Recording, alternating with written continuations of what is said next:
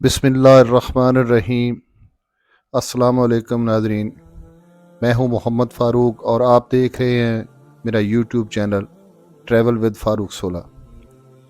ناظرین، آج میں آپ کے ساتھ ایک سچے صحابی رسول کا واقعہ بیان کرنے والا ہوں، شیئر کرنے والا ہوں۔ دوستو، جو لوگ بھی ایمان کی دولت سے مالا مال ہوتے ہیں، اللہ تعالیٰ ان کا تقوی کا یہ عالم فرما دیتا ہے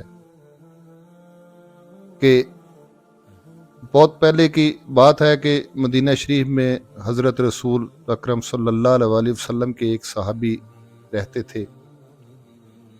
خدا نے اپنے خاص فضل سے انہیں بہت مال دیا تھا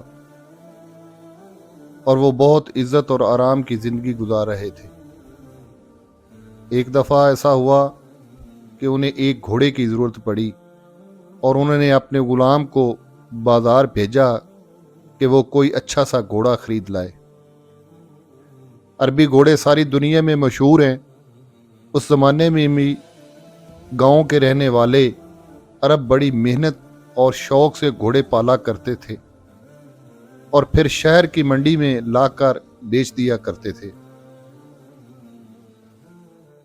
رسول اللہ صلی اللہ علیہ وسلم کے صحابی کا غلام بازار میں آیا تو کئی گھوڑے فروخت کے لیے موجود تھے۔ غلام نے ایک اچھی نسل کا گھوڑا پسند کیا اور مول تول کر کے خرید لیا۔ جب وہ گھوڑا لے کر آیا تو صحابی رسول رضی اللہ تعالی عنہ نے بہت پسند کیا اور پھر اس کی قیمت پوچھی۔ غلام نے جواب دیا کہ صرف 300 درہم۔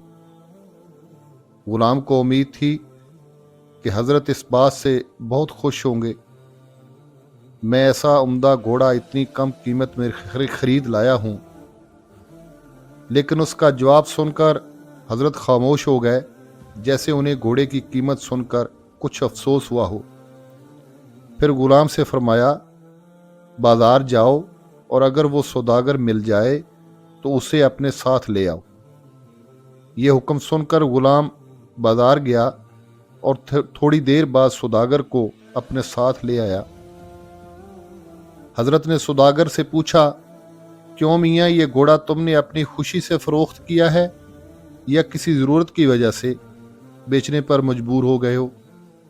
سوداگر نے جواب دیا، جناب میں نے اپنی خوشی سے گھوڑا فروخت کیا ہے، کسی نے مجھے مجبور نہیں کیا۔